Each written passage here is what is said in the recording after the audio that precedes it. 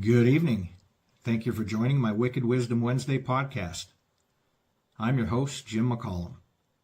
I'm the Gold Star father of United States Marine Lance Corporal Riley J. McCollum, killed in action, Kabul, Afghanistan, at Abbey Gate on 8/26/2021.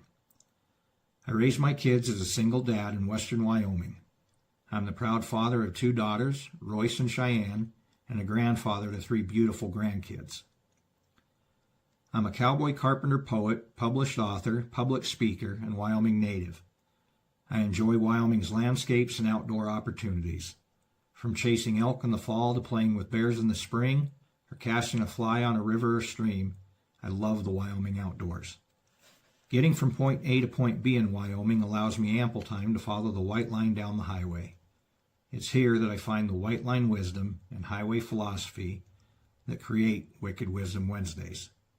I hope you enjoy this evening's podcast. Thanks for tuning in. Jim.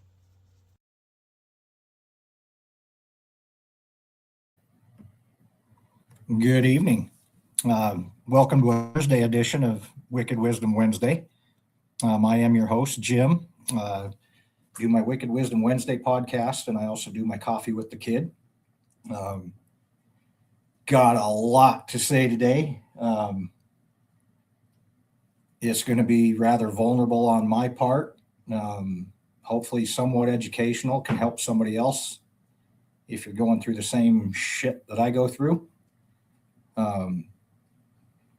We'll start with why I didn't do a podcast yesterday. If you caught my Coffee with the Kid, I had meetings to go to, events to go listen to a candidate for governor. And I'm missing another meeting tonight with our county commissioners that I was really looking forward to attending and supporting our commissioners. And I got a couple friends that are county commissioners, so it's always nice to show them support. So we'll start with now, and then we'll backtrack a bunch. How do I segue into that?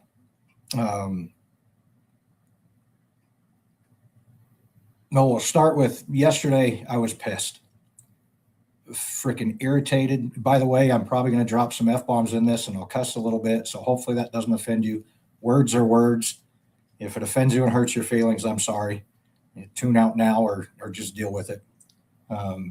Part of the reason being, another friend of mine who's a city councilman mentioned he just started watching some of my stuff not too long ago, and he elbowed me and he says, "Man, I really enjoy watching you live." He said, it's like I'm sitting there having a conversation with you. And we've spent time together in Rock Springs and other places and have conversations. He says, it's like I'm sitting down having coffee with you.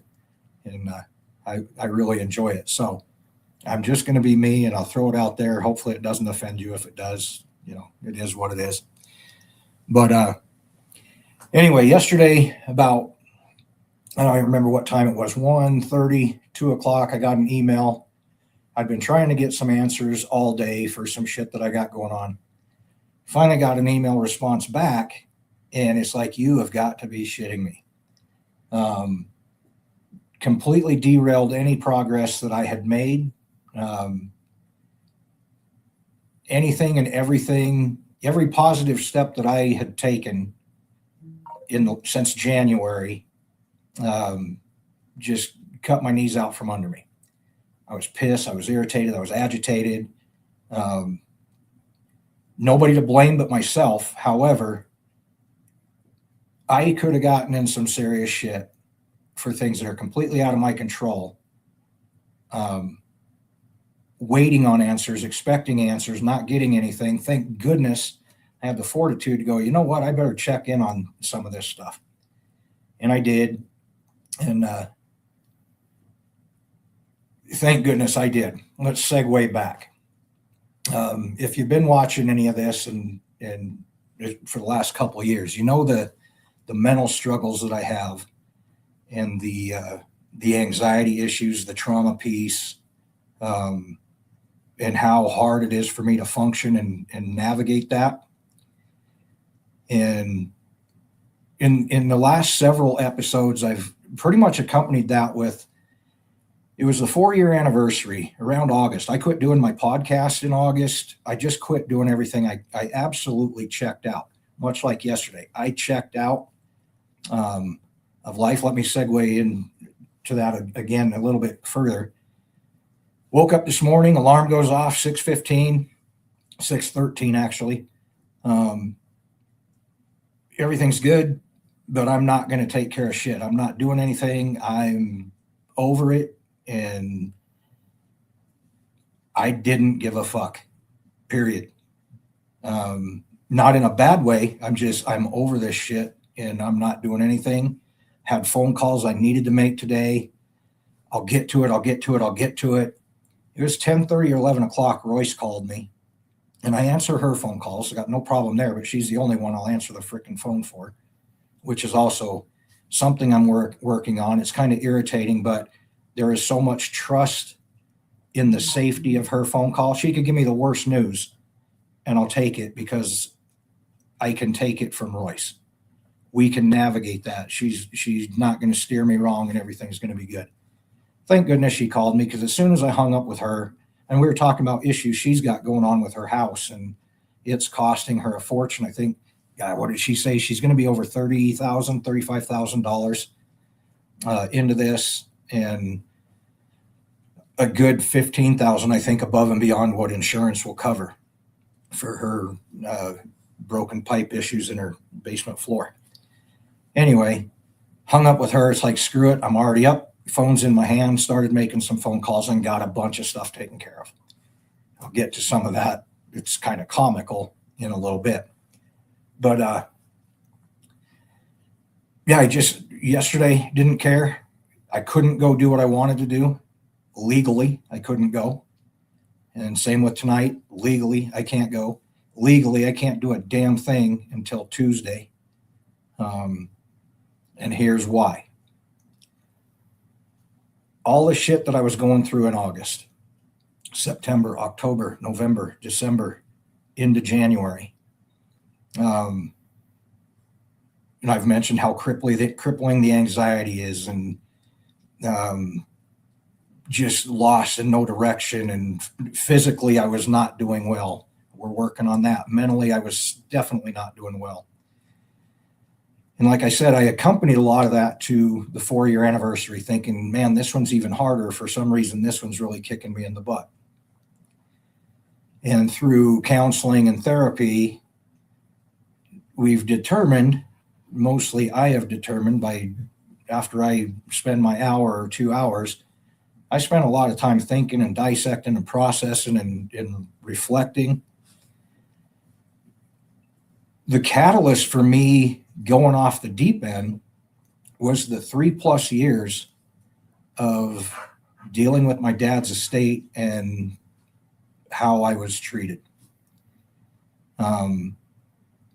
It affected me way worse than even I knew at the time. And it just built up. And then you definitely throw the 4-year anniversary of the 13 kids dying at Abbey Gate, and those memories and conversations and things that are going on, and small events that we do and have done. It was a culmination of a lot of things. Before we get to January 19th and 20th, somewhere in the neighborhood of July, August, September, a friend that I definitely considered a friend, found out she supposedly had cancer. And it was a very similar cancer to what my mom was going through. And she could not get further treatments without coming up with $5,000. And I listened to this and stuff for a week or two, and saw her come into work one day, absolute tears in her eyes, that if she didn't come up with it within 2 days, she couldn't get treatment. I was in a position where I could help, so I did. Trusting that everything was on the up and up, had no reason to believe that I was being misled or anything. I mean, everything was legit where treatments were and everything else. Everything was legit.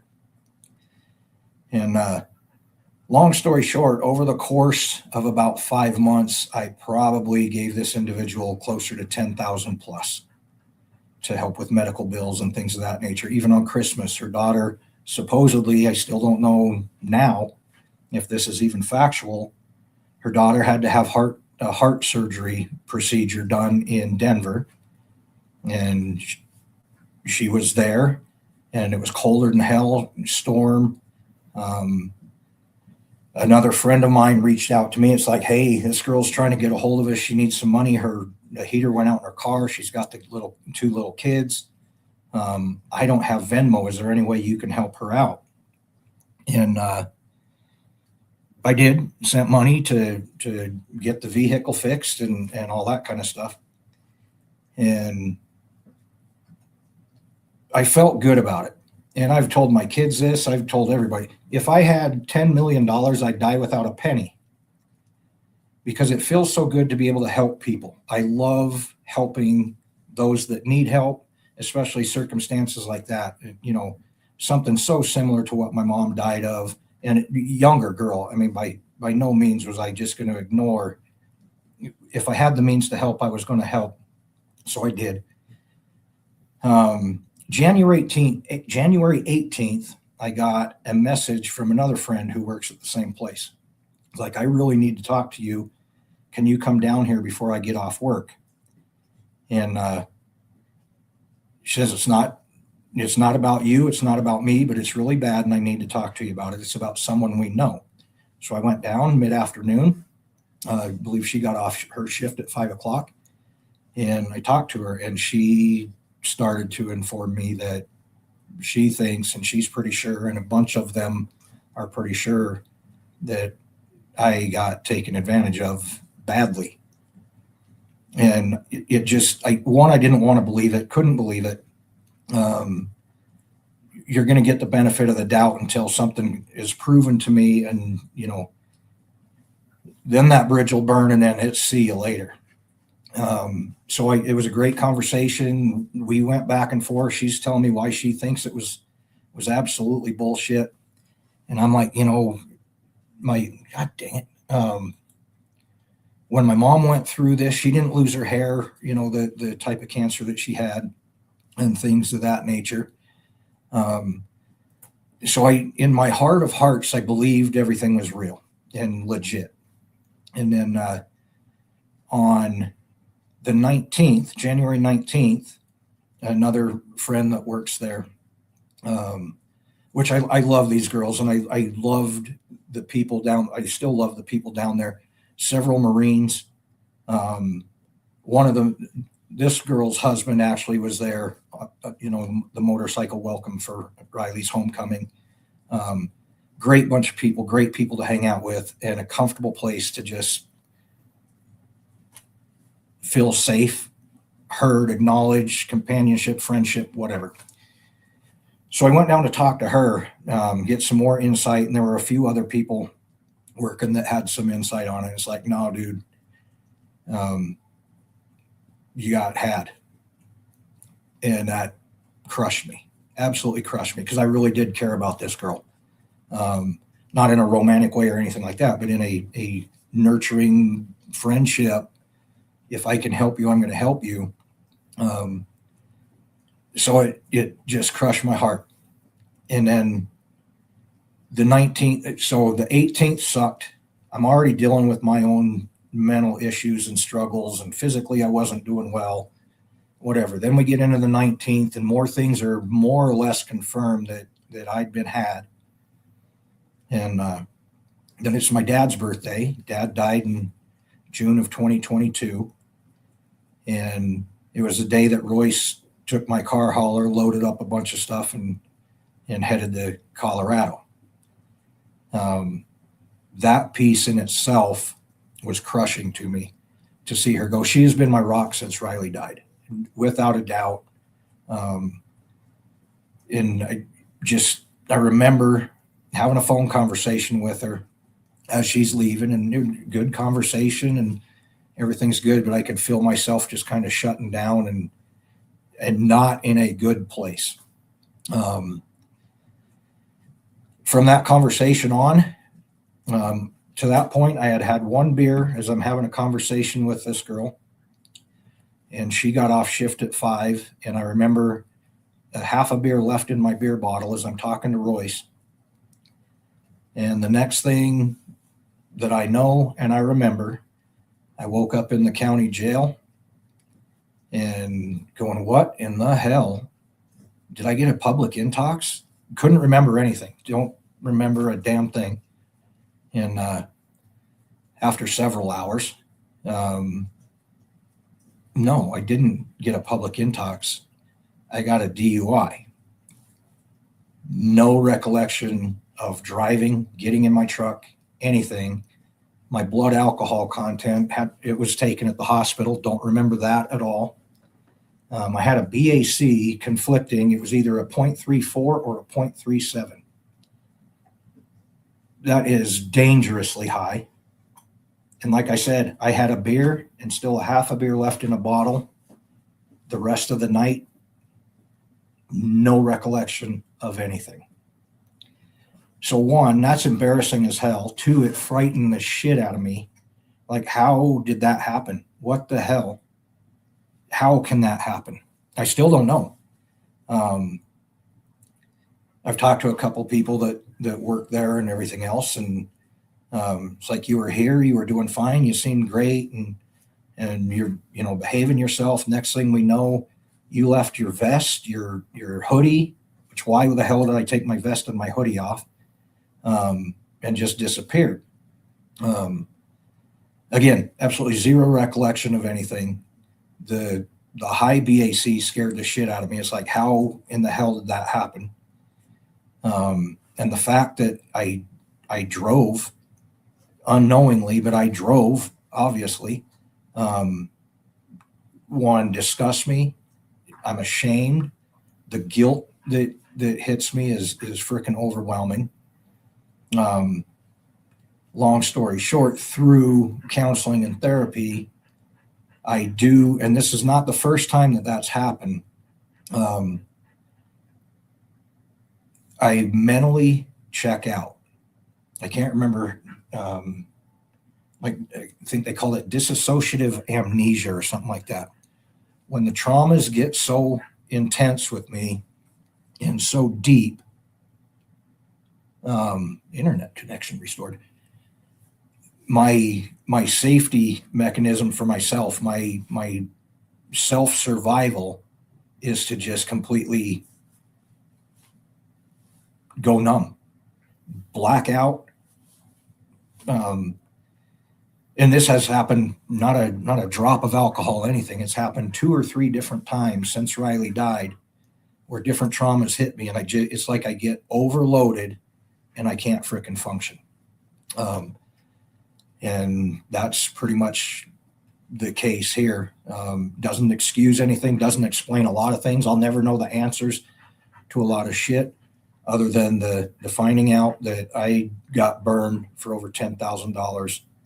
My dad's birthday, which was weighing on my mind, especially the fact that I still have not grieved for my dad in any meaningful, proper way. And then Royce leaving, on top of all the other shit that I deal with all the time. Thank you. Appreciate you, sir. It just, I don't know. My wires got crossed and I disappeared. Which leads us up to yesterday. This happened January 19th. I was actually arrested January 20th. And the reason I'm sharing this shit is because, full disclosure, I'll probably lose some supporters and people that follow me and stuff for sharing this, because it is frowned upon. I frown upon it, for crying out loud. It's a 15-minute cab ride, and I've walked it more than once. And then Zeus and I'll walk back down the next day and go pick up my vehicle. So for me to have driven, especially in that state, or to even get to that state, is absolutely, I can't wrap my head around it. Never. I don't understand. So anyway, yeah, I should have been freaking hospitalized having a BAC that high. But to not share it, to not disclose it, to not express this, it's part of me healing myself mentally, emotionally, and physically. To not share it felt fraudulent and disingenuous. There are certain things, and I couldn't say a lot of things until I knew, everything is good. We made a plea agreement end of February. I couldn't plead guilty because I don't know what the hell happened. I'm pretty sure I was driving, but there's no proof. There's no anything that I did what they say I did, or I didn't do what they say. And I couldn't really plead innocent. There was talk about using the mental health issue as a defense, but I didn't want to go that route at all. So the most logical decision for me was to plead no contest. Whatever you've got, I'll agree that what you say is accurate because I can't prove one way or the other. So I did. And it's actually good. I've got a probationary period,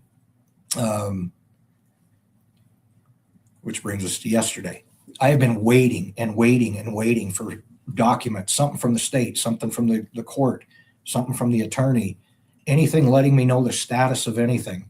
I still, every Wednesday, was checking in with a bail bondsman because that's part of the requirement right after I got released.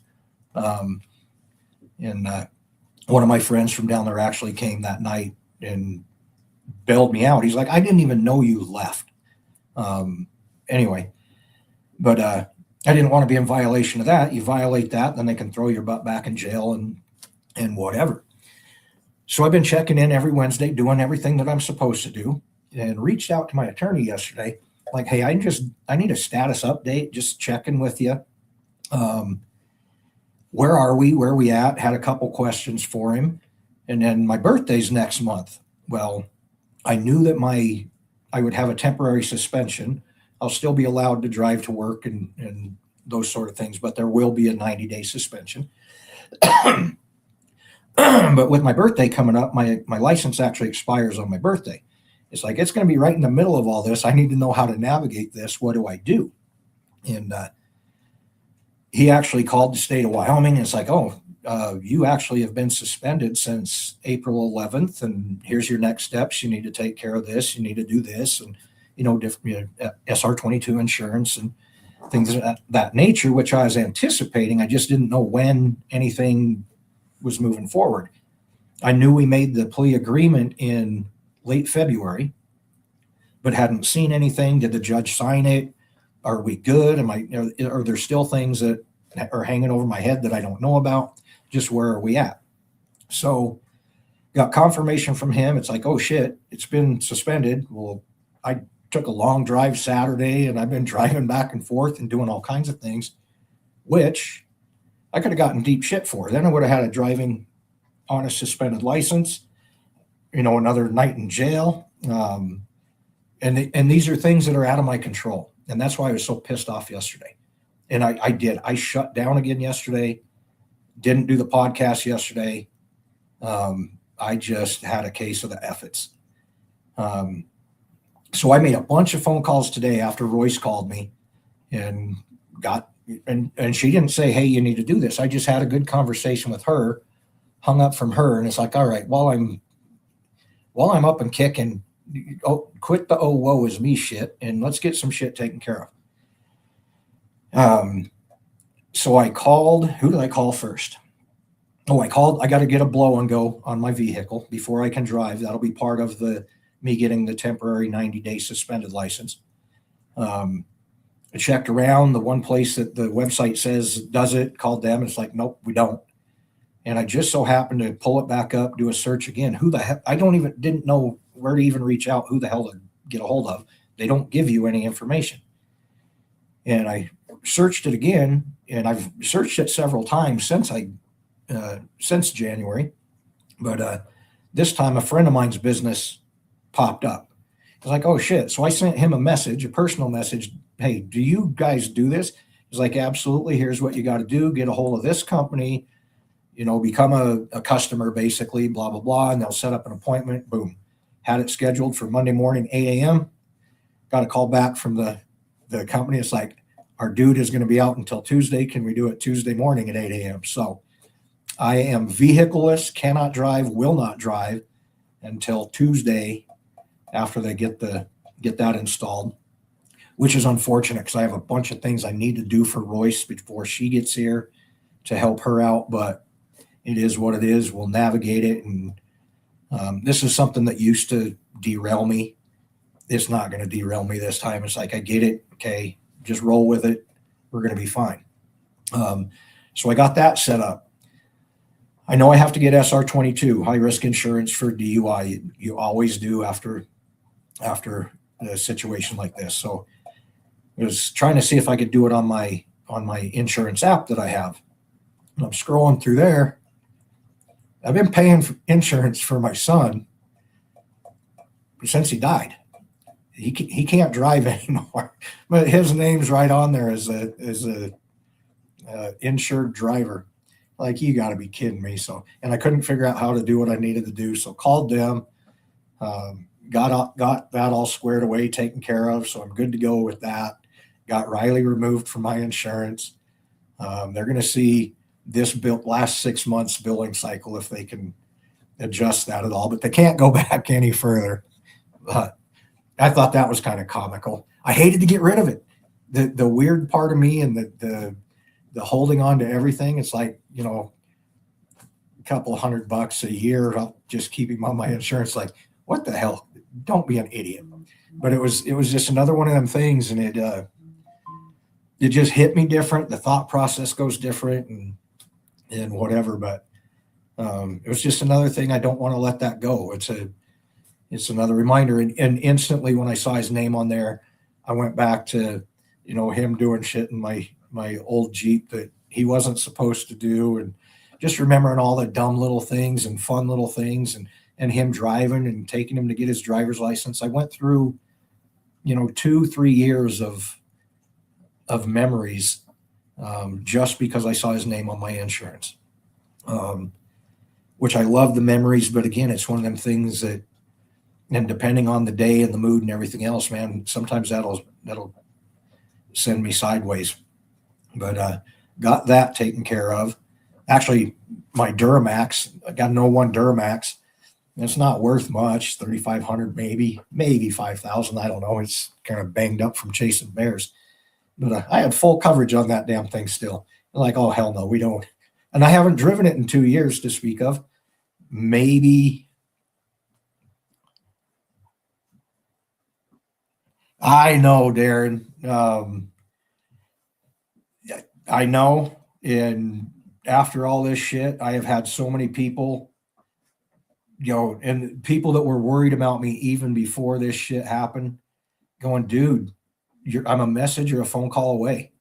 I don't know. It's a freaking struggle. I'm getting better. The physical part, the mental part, finally, let me jump into that.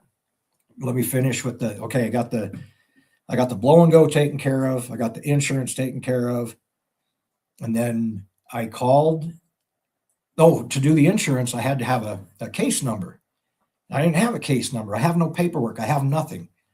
And the insurance lady said, she Googled it and says, it's telling me you need to call YDOT, Driver's License Services, and they'll be able to give you a case number. So I called them, got the case number so I could call them back and fix the insurance. It's like, by the way, while I got you on the phone, my birthday is next month, and I'm supposed to renew my license on my birthday, by my birthday.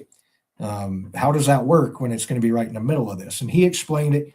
That dude in 10 minutes explained the whole situation so clear and concise. It's like, I got this now. But I've been racking my I love you too. I've been racking my brain over, how is this going to work? What am I going to do? And the anxiety goes up, and it's just one more thing to worry about. And what's going to happen Tuesday, I get the blow and go. Tuesday, before I leave town to go do what I got to do for Royce, I got to hit the DMV here, get the proof of insurance, proof that I got the blow and go, and they'll issue me the 90-day temporary license. That'll go through my birthday. That's all fine. But I got to have this for 90 days. After the 90 days is up, I go back to the DMV. Then I just get a normal license and away we go. It would be nice if somebody explained that shit to you. Especially a guy that worries about everything like I do, for crying out loud. I mean, it's been weighing on my mind. Usually you get something in the mail well before your birthday to, hey, got to renew, blah, blah, blah.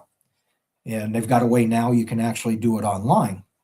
I got nothing, absolutely nothing. So I'm panicking, stressing, and thank goodness I had the foresight to make those calls and try to get things figured out.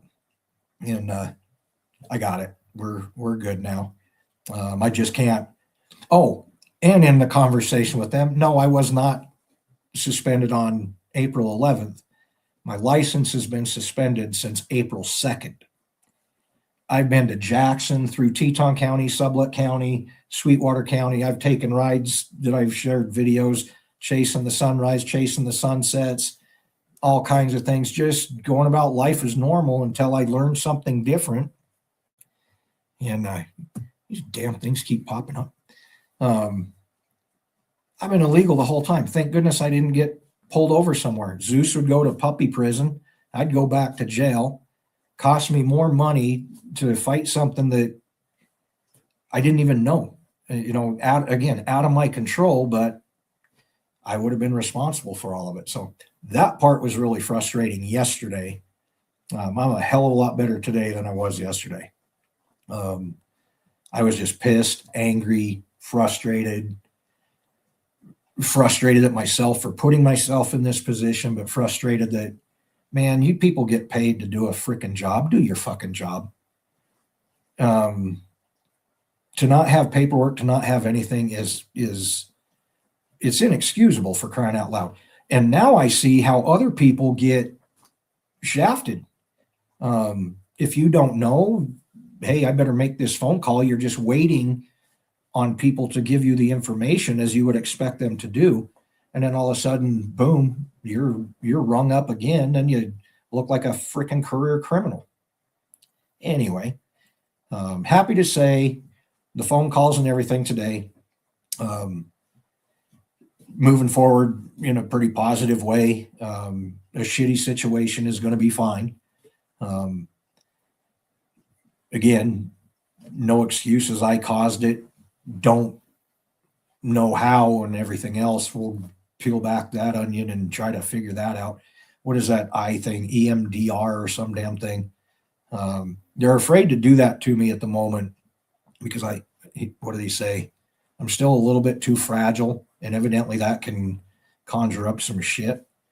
So we'll see. Like I said, I think it was in my coffee with the kid. This isn't going to be, a 6-month deal. This is going to be a long-term talking to people to sort shit out, but learning a lot there.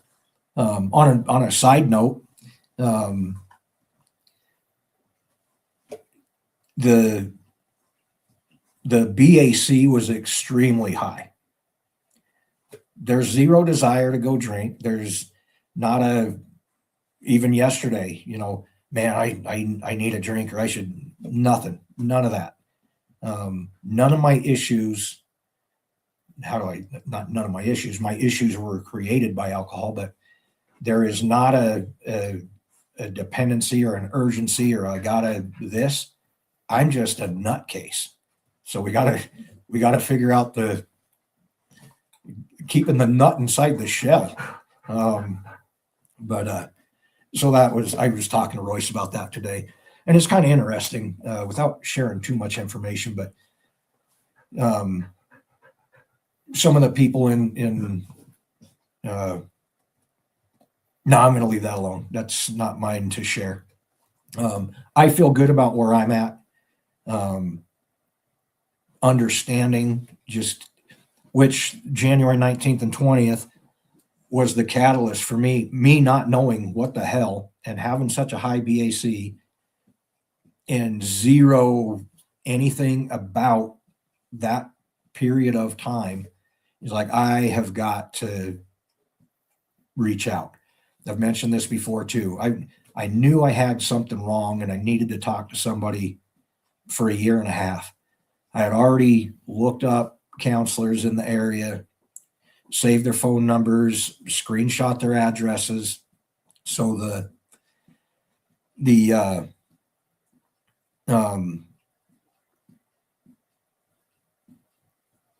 knowing was there. I knew I wasn't good. I wasn't right. And I needed something.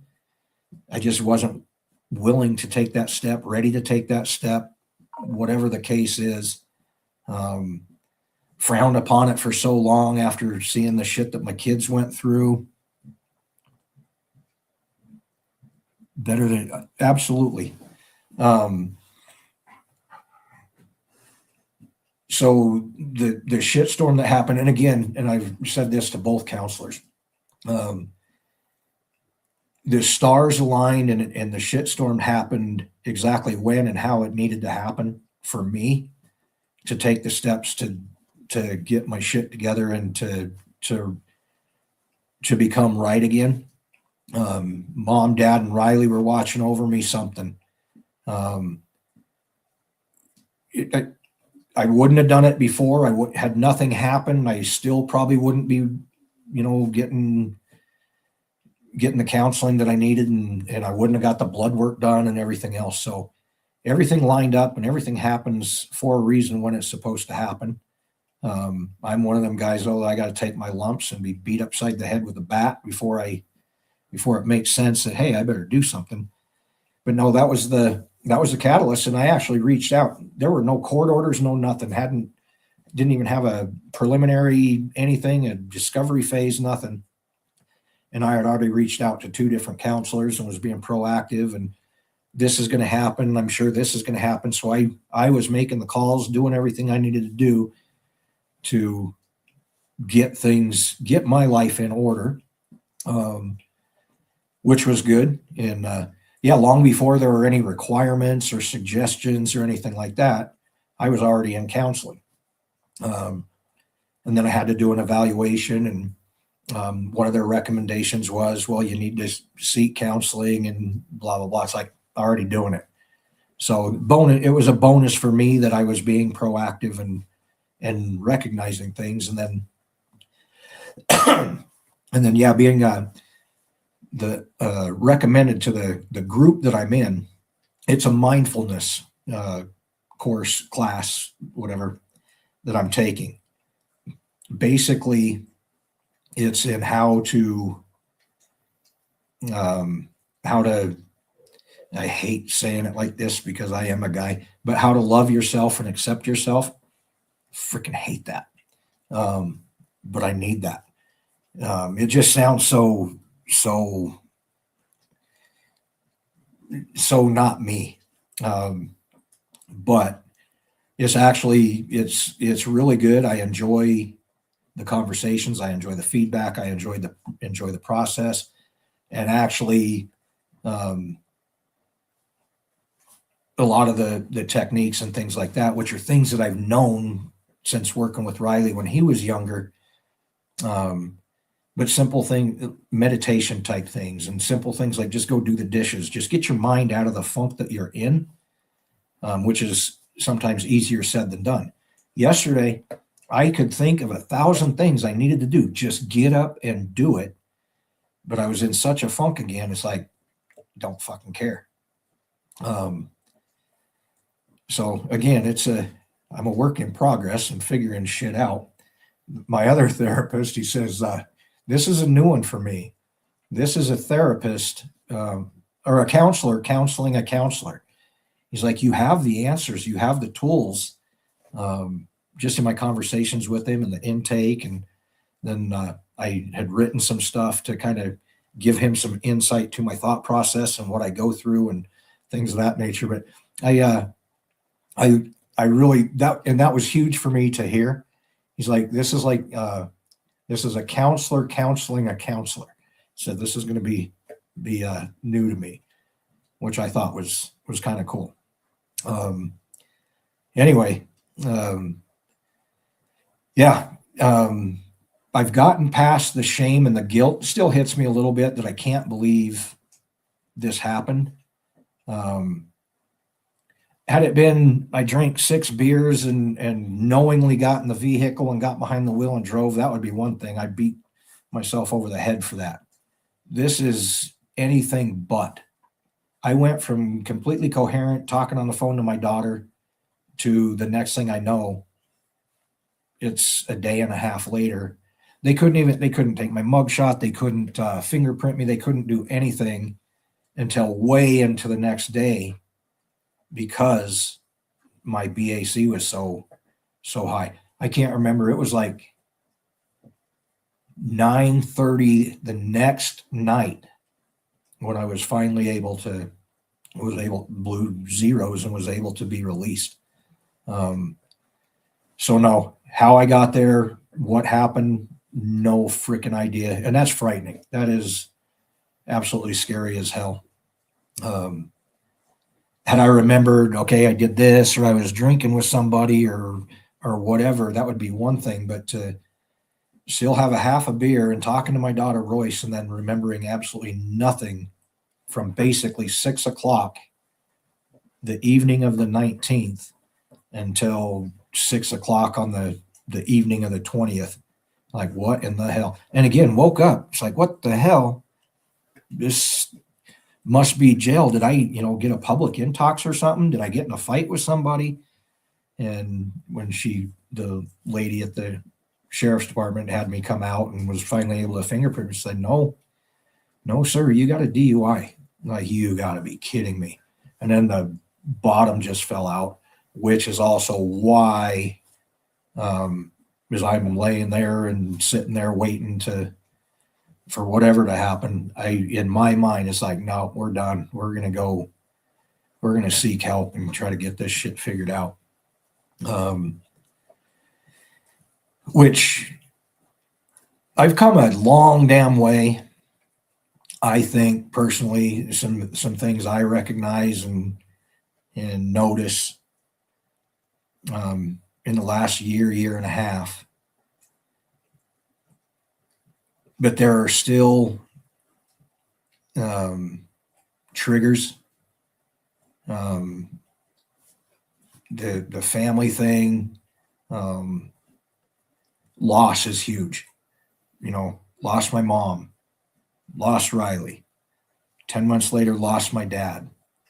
Royce leaving Wyoming and not being here was a loss. Got, for a couple years there, especially running up to the 2024 election, I had my Abbey Gate family, and we're doing things. We're together. We're engaged, and I'm functioning, and life is good.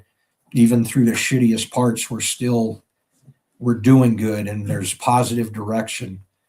And then after the election, I don't know how they feel, but there's been times where I felt like, man, we were used.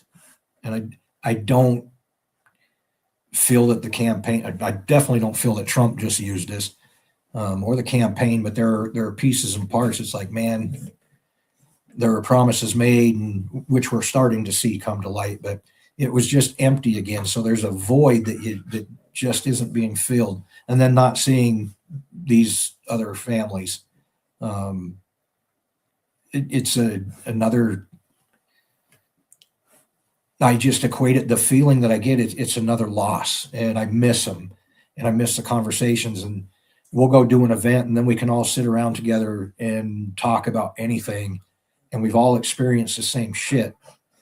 So it's a safe, comfortable place to talk. Here's another one that just baffles me, and I don't get, and reminds me or makes me think that, man, I am fucked up. I don't see any of these issues with any of the other families. And they might go through similar things and I just don't know it. But there's so much positive that I see in the other families. And then there's me, that fucking broken cog in the wheel. And that it's not only that, but in my personal life as well. The last 2 or 3 New Years I've spent with my really good friends. Hell, they're more than friends; they're family to me. And I'll go spend New Year's with them, and always fun. Love being there. Love the company. Whatever. But I'm always the guy flying solo, and it's like this is just awkward as shit. For whatever reason, but New Year's and everybody's kissing, and then there's Jim just watching everybody going, well, what the hell? So, and those little things, they seem trivial, but man, they weigh on me. I don't know. It's screwed up. And I've had those conversations with lots of different people and, the relationships and women and things of that nature. I absolutely love women. Most beautiful thing on the freaking planet.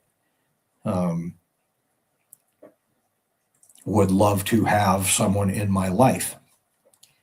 I am not going to subject anybody to this fucking shit show. That would be so unfair. So, that's not one hell of an angel. Now, for me to have somebody in my life, she's going to have to be fucking 10 foot tall and bulletproof. Sorry, the F-bombs I told you at the beginning, you're going to get what you get. It is what it is. It's just a freaking word. It can be used as a noun, a verb, an adjective. It's a word. Anybody can say anything to me. I'm not going to get offended by words. So hopefully you're not offended by the shit that comes out of my mouth. As I'm taking a drink of coffee, since I'm back to not sleeping anyway, because all the stress and the bullshit, I was out in the garage going through boxes again. I think I talked about this on Coffee with the Kid, and stumbled across this awesome little coffee cup that 307 Cups made for me. Had no idea. The papers were still in it on, make sure you wash it and don't microwave it and don't soak it, and it's not dishwasher safe. I don't remember seeing it, but Royce is pretty sure they sent it to me for my birthday. Anyway, I love it. And it keeps the coffee hot and another cool cup to drink out of. What else? I got 2 different pages of stuff I was going to talk about here. So let me see if I hit everything.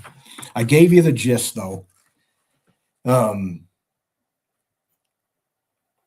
It's been hard not to mention what's been going on, but because of legal ramifications or whatever, if I said something wrong or whatever, and if the case hadn't been taken care of, I'd risk jeopardizing myself.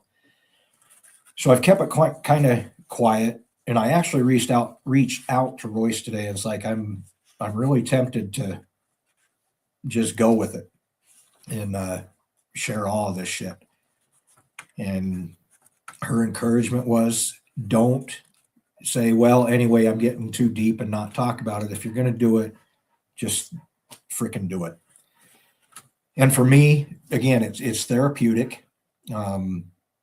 When I go to the therapy group session and when I'm one-on-one with the counselor, I'm talking to them the same way I'm talking to you. I got something to say, it's coming out of my mouth, whether it's right, wrong, indifferent, whatever. We'll sort that out, but I'm going to let you know how I feel, what I feel. That's the only way for me to get what I need and to get to where I need to be, is to be honest and forthright and forthcoming. And here's the shit show that is me. Now we're going to figure out how we put me back together, put these pieces back together, right whatever wrongs I have done. And that's another thing that I've noticed I'm all about accountability, and I take accountability for what happened, what I do, not just this, but past shit. If I'm wrong, I'm going to admit that I'm wrong. If I made a mistake, I'll, own up to the mistake. If I need to say I'm sorry to somebody, they're going to get the apology. It's just the way I was raised, and I like that about me. It's a good characteristic to have. I see other people struggling, and a lot of it is because they're not taking accountability for a lot of things. It's too easy to fall into the victim status. And I'm not pointing fingers at anybody. We all deal with shit differently and can only tolerate so much. But for me, it's got to be what it is. I'm not going to sit here and pretend and avoid it and things of that nature. So as I was pissed off yesterday, missed the podcast that I was going to do yesterday, and I was going to do a fun podcast last night. And then this morning I wasn't going to do shit. And then after talking to Royce, just not discussing this, but just having a conversation with Royce, it's like, you know what? I can't do what I wanted to do. I can't go to the meeting I wanted to go to. I can't take a drive and go get the lights and all that kind of shit. So if I'm going to be stuck here, I'm going to jump on and do a Thursday's edition of Wicked Wisdom Wednesday. Was all excited, going to do a Wicked Wisdom weekend adventure this, Saturday, Sunday. Well, that's on hold until at least Tuesday. So, and then Tuesday through Saturday of next week, I got to help Royce get her house demoed and then put back together. She's got basically till Saturday. I think flooring's going in next Tuesday or Wednesday. They're able to get her floor put back together. And then we're going to take care of the walls and some other shit that needs done. But yeah, I think she gets here Tuesday night. We're going to go move all the shit out of her basement. Wednesday, we'll demo the walls and prep them for what we're going to do. Possibly Wednesday night, Thursday, install all the shit in the basement and see how fast we can work. It's been a while since I worked hard. Get all that done. I can't remember. I think we told Royce, better give yourself one more day in case something pops up, whatever. But got a good game plan, got a materials list we worked on together today. And like I said, I've got to, as soon as I am able to drive, I've got to take a trailer and my snowmobile down to Bonnarant, bring the trailer back, because we're going to need it here for some stuff. And then I got to make another trip with the four-wheeler to get it down there so I can drag the 20 acres to avoid any fires in the future. Anyway, my calendar was full of shit that I was going to get taken care of. And like I said, go listen to Megan last night and had a GOP meeting I wanted to attend last night, missed both of them. Going to go support our county commissioners today and hear updates and things that they got going on, and not able to do that. So the pissed off part was partially that. It's like, man, it sucks. This is bullshit, but it's my bullshit. It's my fault. I just wish I would have gotten the freaking paperwork and shit that let me know. Hell, I would have gotten this stuff taken care of April 2nd had I known. And then to find out, what is today, the 16th? So 2 weeks later, I find out I've been driving on a freaking suspended license. That still pisses me off. Anyway, lost track of what I was going to do and what I was doing. Let's see. Talked about the anniversary at Abbey Gate, the shit show with my dad's estate for 3 years. I'm still fighting some of that. The repeated traumas. the isolation, the disassociation. There's so many ways that it affects me. And then the anxiety kicks in, and then there's a guilt piece, and then there's shame that's wrapped up in it. And it's and I'm not gonna lie, and I've said this repeatedly, at times it is absolutely freaking crippling. The shit that's in my head and the shit that I'm trying to deal with and function. And like I said, I look at the other families, it's like, man, what the hell is wrong with me where I can't function? I can't be normal. I'm definitely not me.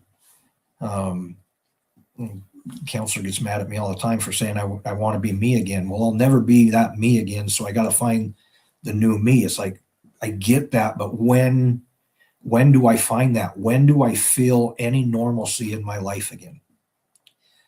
And then we got the trial of one of the jackass masterminds of the Abbey Gate bombing. And that's happening this week. And been thinking about that. And again, every thought about that and everything about Abbey Gate just conjures up other memories and other things that go along with it. And then I got to do my puzzle piece.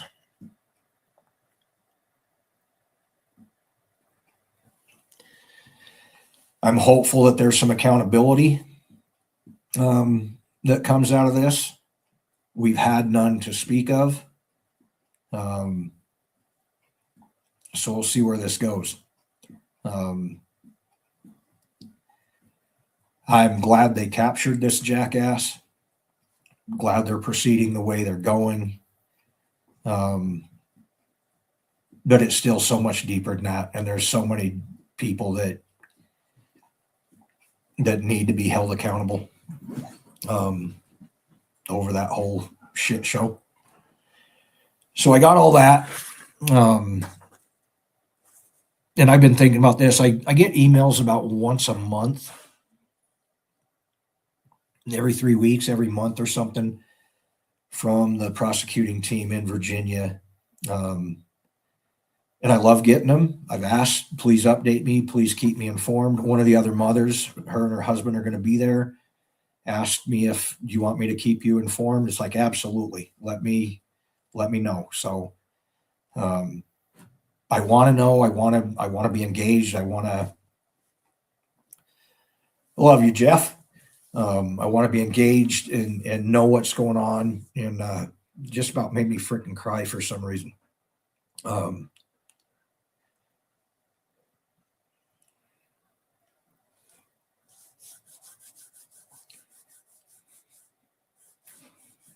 Just that thought that somebody is finally going to be held to some accountability for the death of the 13 kids.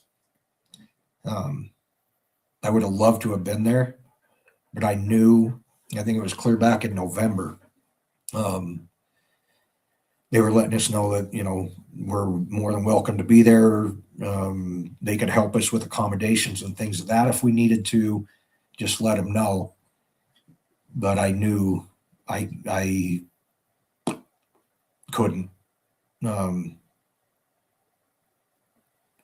wouldn't be good for the people that are there, and I certainly wouldn't have done myself any favors by being there. So it's one of those things I chose. I'm going to kick myself in the ass for not going. But I couldn't. I at that time and even now, I'm just not in a mental state where I'm capable. I'm sure I could sit through it and pretend everything is good, but I didn't know what kind of damage that was going to do to what I'm trying to do moving forward. So I opted to not go and be part of it. Again, a year down the road, I'll be kicking myself in the ass. But at this point in time in my life and with what's going on, I just don't have the mental capacity to deal with any more shit. And if something ended up going sideways or wrong or anything else, who knows what I say, what I do. I usually have pretty good control over my shit, but yeah, it just seemed for me to not go, and then my girls couldn't go. Either one of them would be able to go. So, love the families that are going to be there, and I look forward to hearing how it goes and things of that nature. So, yeah, we'll go from there. Again, just that topic, it hits a whole different nerve, and there's such a sadness because it is related to Riley and the 13 that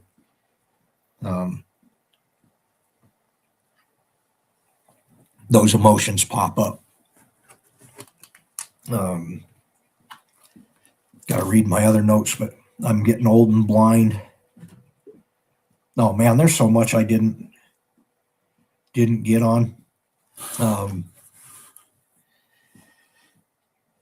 But I don't know if anybody else has gone through this shit or is going through this shit. I know it's easy to kick yourself in the ass and beat the hell out of yourself, but find a reason to smile, take a deep breath, little meditation. And I don't mean that in the hippie kumbaya way. A lot of my drives, that's unknown to me, but that's what I'm doing. I'll take a drive when I'm just mentally freaking overloaded, and without even thinking, it's like, all right, I was going to go this way, or I was going to go that way, or I'm going to go to Flaming Gorge or something. Throw a gun or two in the truck, load Zeus up, and away we go. And it's those quiet miles, and I never just take the highway. It's always a roundabout, a bunch of back roads, sometimes roads I've never been on. Let's see where this goes. I know it's going to eventually get me where I need to go.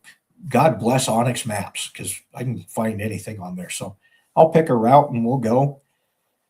And yeah, it's me and the dog. He's not much for conversation, but it's mentally soothing and comforting for me to just go a lot of, see what God created, different sceneries, different landscapes, have some music playing or whatever, and just disappear for a little bit. And it's a Zen. It really is. So it's a form of meditation for me. And then certainly, putting your feet on the dirt and smelling the smells, hearing the sounds, and all that. So that's a lot of why everything I post is in the vehicle driving somewhere. I don't even know when and why I started doing that. I learned that I could video for an hour and put a video with it on TikTok. So that's when I started doing that. I don't know, probably around November-ish. I didn't know what the hell I was doing. It's like, wow, that's kind of cool. I can put a whole 1 minute song with my video. This is pretty neat. And attach a poem to it, which, by the way, I'm pretty sure I've mentioned this too. Since July, August of last year, I've written maybe a handful of new things. That is it. I'll write more essay type stuff and more white line wisdom stuff, but as far as writing poems, it isn't there. And I know the reason. It's going to sound stupid, but I'll share it with you. A lot of the things that I write, especially related to anything to do with Riley, I have to put myself in a very vulnerable and painful mindset. And I can't do that. I don't want to go there right now. I'll eventually get back to where I can do that without it consuming me. But I'm just not there yet. And then the more romantic things, and whether it's from a male's perspective or a female's perspective, again, to write those, I need to be able to put myself in that either love or loss mindset. And I can't do that right now. Again, it's a vulnerability, a realizing a big piece of my life is missing by not having a woman in my life and a partner. But one, I'm not willing, like I said, I'm not subjecting anybody to this shit show. And so to go there is kind of painful. And I just haven't been willing to do it, able to do it. I understand that I need what I need to do to get there, and I'm not ready to do that yet. So I've tried writing some things, but they're forced. And then I catch myself forcing my mindset out of where I was and trying to write something. And again, it's not genuine. It's not me. It's not from the heart. And I'm not going to just throw some words out there to throw some words out there. If I write something, there's an attachment, there's a meaning, there's a piece of me in what I write. And Gigi, I love you. And that little girl, my goodness, I'm sorry she got a scratch on her lip, but the picture is priceless. Gigi sent a picture yesterday, and Levi got a cut on her lip, and she was really angry. And I don't know why she was angry at Mama, but she was giving the old McCollum salute. And it is the cutest picture. I have a ton of pictures that Gigi has sent me, but I just don't feel they're mine. And every now and then I might share one, but no, those are mine and the girls, and we'll just keep those. But my goodness, is she cute. I did actually download a couple more that Gigi had sent me yesterday, and I thought that I might, or she had sent before, and I thought I might, post them in my girls thing. Got one of Asher at a dance recital yesterday too. So I might throw a couple on there, but most of them are mine and you can't see them. A little privacy piece and a little Gigi privacy, Levi privacy, and they're mine, damn it. So, and yeah, I'm selfish. What else? Yeah, the writing thing it's frustrating because I used to write 2, 3, 4, 5, 6 things a day. The girls used to yell at me because I'm driving down the road and got a notepad and sketching things because I got DAD. If I have a thought in my head and then I see an elk over here, I completely forgot what the thought was. So I have to write down little notes to remind myself what I was going to write about. I tried using the recorder, but that's too many freaking gadgets and that's not safe. And Royce is like, you think it's safer to be writing? It's like, yeah, because I can write the words without looking at the paper. I have that ability. I'm just writing keywords that will remind me of where I was going. So yes, me driving down the road, one hand over here, writing something down is a hell of a lot safer than dicking around with a recorder. And then I just sound dumb instead of just, no, I'll just keep writing. But it is frustrating not to write because that was such an outlet for me and such a therapeutic way to purge a bunch of the shit that I was feeling. In hindsight, now that I just said that and spit it out, I'm not so sure it helped me that much. That's a lie. I know it helped me a lot to express what I was feeling, but I still ended up in a really shitty spot. I don't know. Crazy shit. But we'll get this other stuff taken care of and get moving forward. Tuesday hits, and now that I know where I stand and what's going on and everything else, now it's just moving forward. Take care of the shit that needs taken care of, and don't be a dipshit. And 90 days, go get a new license and carry on. And 2 years unsupervised probation, so I got no problem there. I actually, the whole blow and go thing, before I knew what the state was going to require, before I knew what the the courts were going to require anything like that to the attorney. It's like, I'll do it for a year. I have zero problem with that. I'm not going to fail that. So, you know, I volunteered a year with the Blow and Go, and I can't remember. I volunteered to do all kinds of different things and whatever. And no, they only require 6 months and the 90-day suspended license that I can still drive on and work. But it's just not nobody following through and not knowing. And then me starting to panic because my birthday's coming up. It's like, well, shit, that's going to be right in the middle, or how does this work? So that simple question opened up a whole can of, you got to be shitting me. And then my attorney saying, yeah, they just told me that you've been suspended since the 11th. And then I call the state of Wyoming today. It's like, no, you've been suspended since the 2nd. And he said, if you haven't already stopped driving, I highly suggest you don't drive until you get this taken care of. It's like, nope. As soon as I heard that yesterday, it's like, no, I'm done. So that's why I missed the meetings and things I wanted to do yesterday, and missing again today. And yeah, I'll just hang out at home, and Zeus is going to get pretty tired of me. Oh, it actually snowed about 2 inches. I don't know, inch, at least an inch, about an hour ago. Got another little storm moving through, which I'm not even going to complain about because we need all the moisture we can get. Another blessing in disguise is I would have been at the cabin, but it's going to get down to like 13 degrees tonight, and I would have froze my giblets off. So I don't know if that's a silver lining or not, but at least I'm not down there freezing to death. And I'm really anxious and frustrated with that progress, and really wanting to get going. It'll happen when it happens, and the work is still going to be there, rather than force things.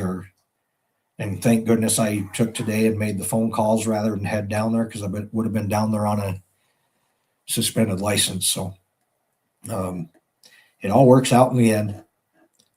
Still frustrating sometimes. And I went yesterday from being frustrated and pissed off. And I wasn't even pissed off at me or frustrated with me. Yeah, I put myself in this position, but God damn it. Gosh darn it. Sorry. If your job is to send out paperwork so people can get their life and affairs in order, send the freaking paperwork or an email or something. What the hell? I've been waiting since the end of February for anything. And only because I was worried about where my birthday fell and needing to renew my license, do I now know what the hell is going on. Had I not, I still wouldn't know what the hell is going on. I'd be sitting here another month going and driving and doing all the things I've been doing, waiting to hear something. So that was frustrating and irritating. But I don't know. Thanks for tuning in. This one just felt like a necessity to be vulnerable and honest and open. And now that I know I can speak of some of this stuff, anybody going through the same shit, you are not alone. And anybody, I don't know that anybody's got the same. Let's see, I got booted last time for saying the wrong word. So, yeah, I can't say the mental piece that I was going to, but man, you're not alone. And I've had several people on here tonight say, dude, just reach out, just a phone call away, just a message away. Likewise, anybody going through any shit, you send me a message, and if I can respond and answer, whether I know you or not, I will answer and give you my best advice, or a shoulder to lean on, or an ear to just vent at. And I know how all that goes. Do I ever reach out? Hell no. Am I working on it? Yeah. I don't know. It's a fucked up part of me to not ever reach out. Yeah, the friends I have here, like I said, a couple of them, they're family. If I ever needed anything, all I need to do is call them or message them. A dozen people. Will I? Probably not. Hopefully I get to a point where if I ever do need anybody, I will do that. But there is something stubborn in me that, and you don't want to be a burden. That's a huge one for me. I don't want to be a burden on anybody else. And I see other people, they're smiling, they're happy, their life is going well. They sure as shit don't need me in the middle of it. So we actually brought that up at a counseling thing, and I was told that my thinking is wrong, but I still think that way. I just got to figure out how to think differently. So anyway, thank you for tuning in. I might hop on again in the next couple of days since I can't go anywhere or do anything. And I didn't get to half the shit that I was going to talk about. So, and it's too hard to read my notes in the dark. So thanks for tuning in again. I'll definitely be doing a coffee with the kid on Monday. And yeah, I might jump on again with a coffee with the kid, or jump on and do another live in the next day or two, since I have nowhere to go and nothing but time. So appreciate you. Thanks. Take care. Thank you for tuning in and following my Wicked Wisdom Wednesday adventures. You never know where the path or topics are going to take us. Please like, share, follow, and subscribe. You can find me on social media at the links listed at the end of this video. You can also find me on Spotify and YouTube at Wicked Wisdom Wednesday. Join me Monday mornings for Coffee with the Kid, and randomly on weekends for Wicked Wisdom's Weekend Adventures. I do appreciate all your support. Thanks again, Jim.